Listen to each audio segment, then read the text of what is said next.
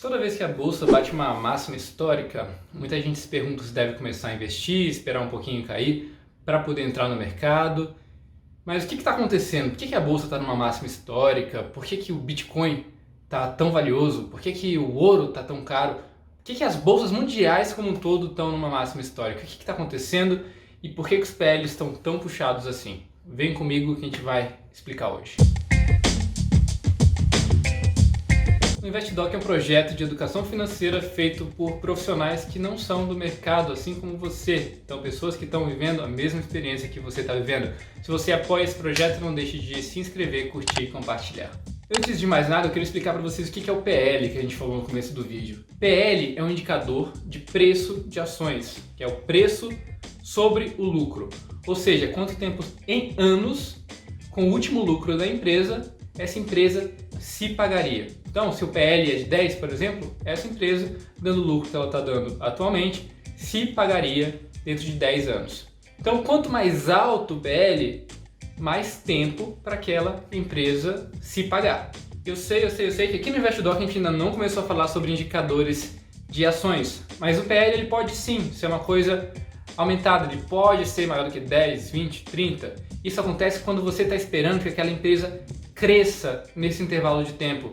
Então, se o lucro dela é de 1 hoje, eu posso esperar que a partir do ano que vem seja de 2, e depois de 3, e depois de 5, e daí eu consigo esse PL mais aumentado nas empresas de crescimento principalmente. Então, voltando ao vídeo, se você acompanha o mercado de ações, você já deve ter percebido que o Bitcoin está batendo uma máxima histórica, a Bolsa Brasileira está batendo uma máxima histórica, o índice global está batendo uma máxima histórica, o S&P 500. Então o que está acontecendo? Por que está tudo tão caro assim? Está tudo realmente caro ou tem alguma coisa que eu não estou percebendo? E sim, a gente está vendo nos últimos meses, anos talvez, um movimento de muita valorização de empresas do setor tecnológico.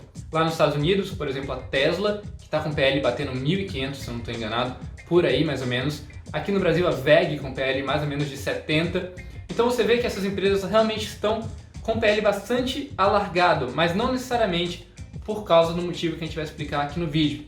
Essas empresas de tecnologia, especialmente tecnologias mais inovadoras, mais limpas, são empresas das quais os investidores esperam um crescimento muito grande. A gente não vai entrar no mérito aqui de se esse crescimento vai acontecer no futuro ou não, mas o PL dessas empresas especificamente está muito elevado porque se espera um crescimento exponencial. E não só empresas, lá nos Estados Unidos o REIT Equix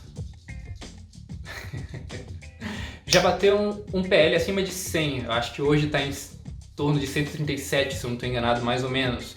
Isso levou o payout, o dividend yield, na verdade, desse REIT lá para baixo, e mesmo assim as pessoas continuam comprando. É um REIT de database, ou seja, uma grande base de dados para arquivos armazenados em nuvens, para servidores e etc.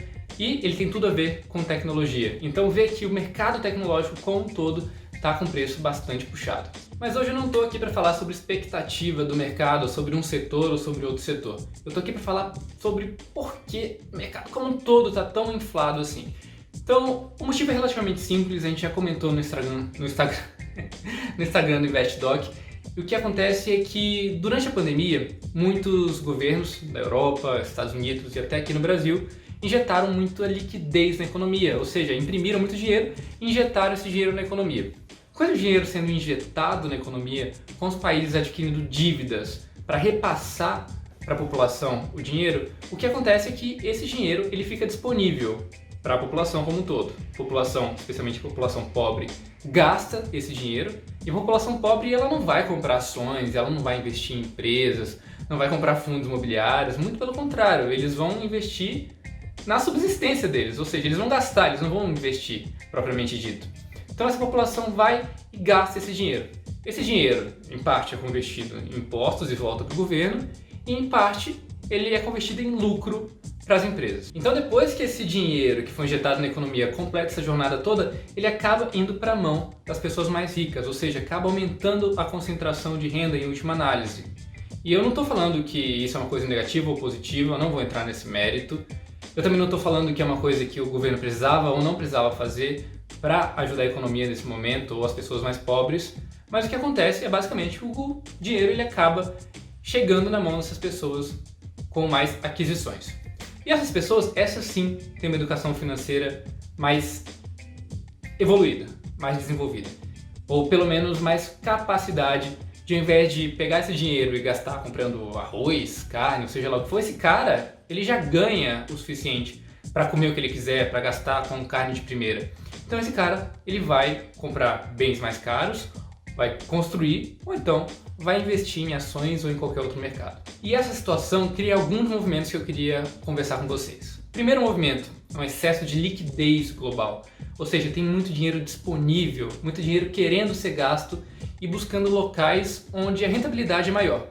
E daí então, o que a gente espera é um movimento de migração do capital dos países mais desenvolvidos para os países em desenvolvimento em busca de uma rentabilidade maior.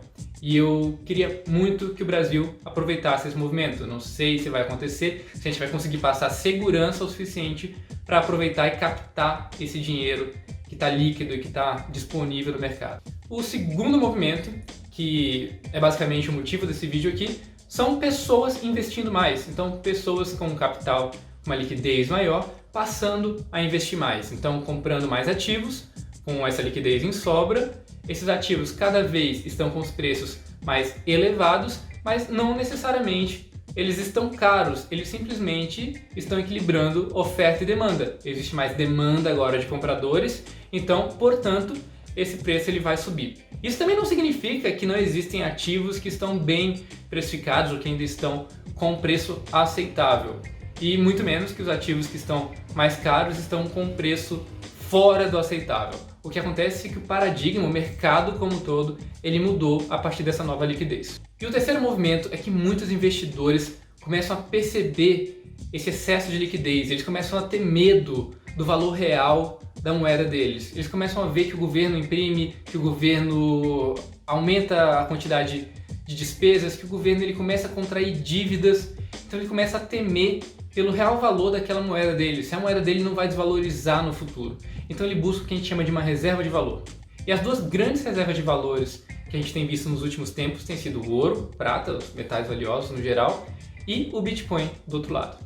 No caso do ouro, muita gente vê o ouro como uma reserva de valor porque ele foi uma moeda universal e ele foi o lastro para todas as moedas do mundo até 1944, onde você teve o término do ouro como padrão, ou seja, o padrão ouro mesmo, era esse nome que as pessoas usavam, no acordo de Bretton Woods. Então, 44, Bretton Woods, ouro deixa de ser o lastro de todas as moedas e os bancos centrais ganham autonomia de imprimir o seu próprio dinheiro. Já no caso do Bitcoin, o que a gente vê é uma moeda que é completamente descentralizada, com um sistema de segurança muito bem feito, praticamente imburlável, e que não tem um governo que tem o poder de criar novos Bitcoins.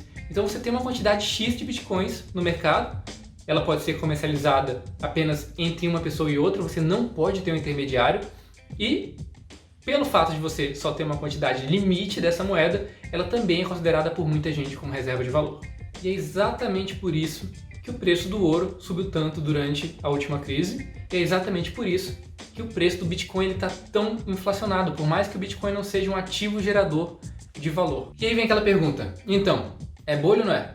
As empresas com PL muito puxado são bolha? O Bitcoin é bolha? E é muito fácil a gente falar que uma bolha existiu quando você está olhando para o passado. Isso é um viés cognitivo que todo ser humano tem.